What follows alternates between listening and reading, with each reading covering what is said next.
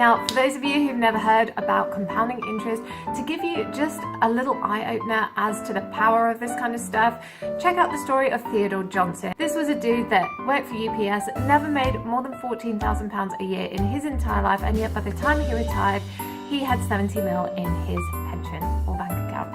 So basically, he invested 20% of that 14,000 every year, and through the power of compounding interest and making wise investments, he then ended up with 70 mil. Now, bear in mind, nothing in life is certain except death and taxes.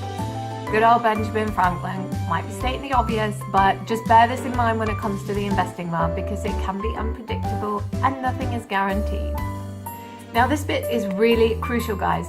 Make sure that you are going to be an investor and not a gambler here. Now, an investor makes informed decisions, they weigh up the risks, and they stick to their budget. A gambler tends to be more emotional when they're making their decisions and impulsive, and they don't do a lot of digging or research into the different investments that they are considering at the time. They also tend to have a lot of knee-jerk reactions, like dipping into other budgets and moving money around, which can land them in some serious trouble. So if you end up whittling away your buffer money, or even worse, taking money out of the house that you have, the roof over your head, that can wind you up in some serious trouble. So keep those pots of money separate, stick to your budget, and do a bit of research before you start buying investments, any investments. That's my advice anyway. Now, there are so many areas that you could invest your money in, but I'm going to go through our sort of go-to ones that we quite like. Okay, so first up we have ISA accounts. Now, ISA accounts are very secure. You're guaranteed to get the money back that you've put in, plus a little bit of interest. Now, the interest that you get, the interest rates are quite low, in my opinion. So say you put in £1,000 over 5 years and you had one of the highest interest rates on your account, which is, I think the highest that I could find was like 2.3% at the moment, because they're quite low right now. So over 5 years, having invested £1,000, you would get back 1,120 after 5 years. So not quite enough to retire on. Okay, so next up we have premium bonds. Now, premium bonds are basically a government secured debt. So you are loaning the government money, and instead of actually getting any interest or capital gains in return, you get entered into a free prize draw. So it's basically like having a free lottery ticket. You could win £1 million or you could win nothing. We've never won £1 million. Not really life-changing. I think the most we've ever won is £25. So it's a place to store money. For example, if you're looking at saving up for a deposit for a house or something, but then so is an ISA account or something like that. So not something to invest in if you're looking to build something for retirement, but definitely a fairly secure place to store your money, because the money that you put in, you're guaranteed to get out of this kind of bond.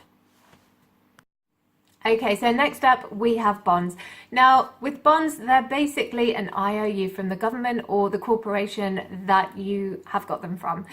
The thing to remember here is that the higher the coupon rate, which is basically the percent of interest you're getting back for loaning your money to them, the riskier the deal. So worth bearing that in mind when you're weighing up how risky you want to be with your investments.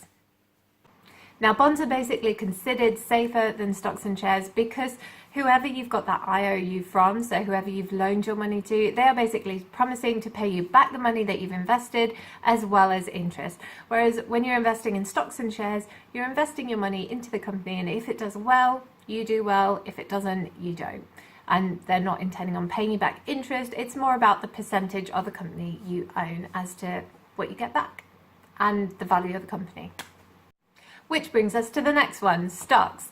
Now, stocks are basically you buying a percentage of a company.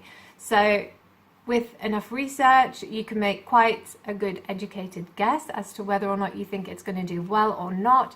But in my opinion, it's still an educated gamble.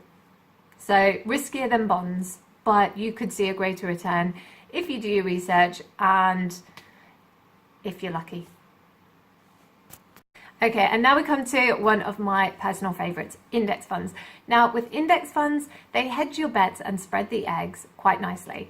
So, for example, if you bought a share in the S&P 500, which is an index fund, an American index fund, that is basically you buying into 505 different stocks and shares from 500 different companies. Now, the S&P 500, to give you an example of the return that you could get from this, since it was set up in 1926, it's averaged a return of 10% per year. Now, compare that 10% per year to, say, an ISA account or premium bonds, where you're either getting no interest back and entered into a prize draw, or you're getting a maximum of like 2.3% return. 10%, 2.5%. And with index funds, you're buying into the market. So you're not just buying one or two bonds or shares in one or two different companies and pinning all your hope on that succeeding. You are buying 505 different stocks and shares over 500 companies, or given from 500 companies. So it's hedging your bets quite nicely. I wouldn't say invest everything in that, but it's quite a nice little nest egg to have in your investment portfolio. And then we have real estate. Now, this one seems to be quite popular, and for good reason. You tend to get about a 10% return on your investment, so it makes it quite similar to index funds in that sense. But you have to have quite a high capital behind you to get into this one. Whereas with index funds, you only need about 500. Say you were buying a property here for £100,000, you would need to put down £25,000 to buy it as a buy-to-let. So you need substantially more capital. But then once you've bought the property, you're renting it out, you have a tenant then paying off your mortgage. So you would then get, say, over a mortgage term of 30 years, that would pay off the £75,000 surplus, which would equate to you getting, on average, £2,500 back in your pocket. So, yeah, fairly good return, but you need a lot of capital behind you to get into it, compared to index funds, which is why index funds are my favourite at the moment.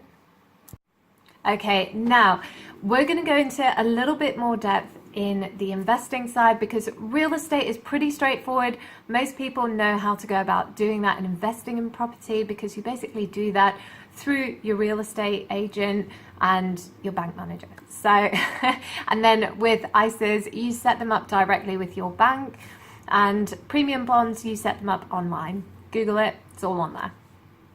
Now, before you invest, it's worth checking out things like the Dalbar study of 2015. Now, this study took a look at the past 20 years, so over the crash of 2008, and it had a look at, for example, what the S&P 500 did on average for those past 20 years. The average return the S&P 500 had was 8.19%, and the average return for the average equity mutual fund manager was actually 4.67%. So, and on the worst year, the S&P 500, which is an index fund, so it tracks the market, the worst year for the S&P 500, it made a return of 1.38%, whereas the worst year for the average equity mutual fund manager was minus 2.28%.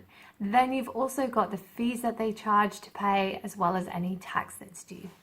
Ouch.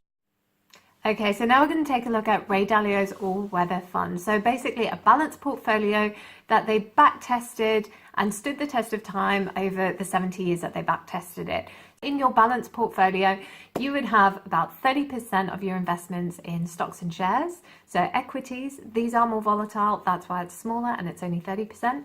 Then you would have 40% in bonds. You would have another 15% in intermediate, so mid-term debts. And then you would have another 7.5% invested in gold and another 7.5% invested in commodities. So other precious metals and so on.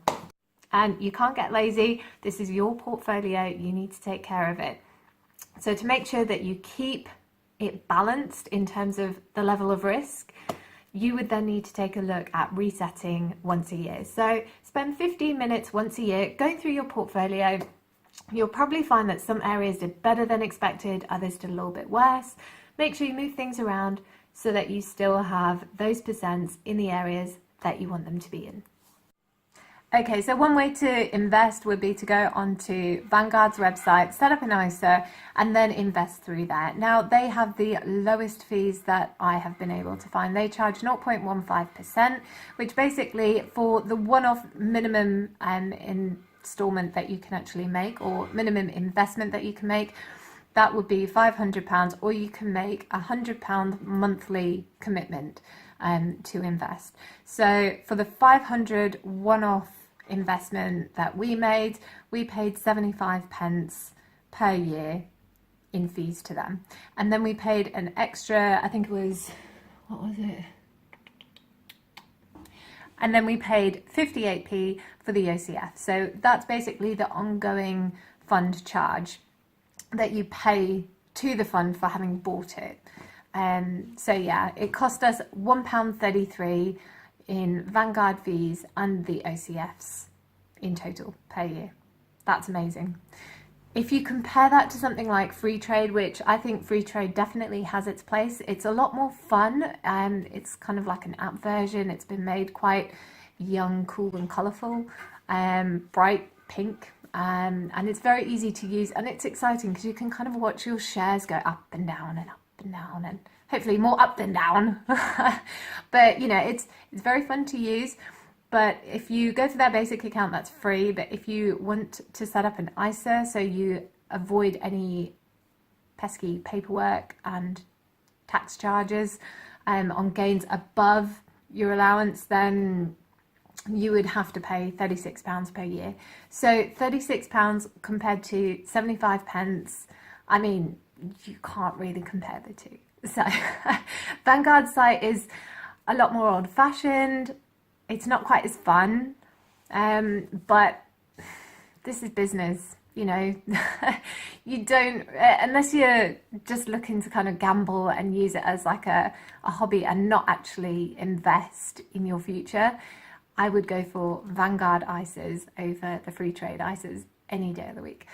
But like I say, if you go for their general account and you're just looking at buying one or two stocks or shares and riding them out, and you don't think you're going to go over your allowance, which I think if you're on a basic rate, that would be £12,000 a year. So if you don't expect to make more than that, then go with the basic account and don't pay anything per year. But if you want an ISA, go with Vanguard, I would say. Now, if you live outside of the UK, then Freetrade won't be accessible to you. But for example, if you live in America, there is the equivalent out there. So the Robinhood app, that pretty much does the same thing. And you can also still access Vanguard from America. So yeah, it would be Vanguard and Robinhood that, you know, I'd be using if I lived there. You might not feel like you actually have any money left over at the end of the month to see grow, but if you can make a couple of cutbacks in a few areas, I mean, you can start investing for as little as £1. Okay, now if you're still wanting some advice and to talk to an expert perhaps, someone who's going to put your needs before their own, then I would suggest talking to what's called a fiduciary. Now, they're legally obligated to put your needs before their own.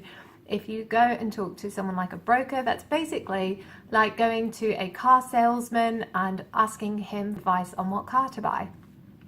They're going to try and sell you what they've got.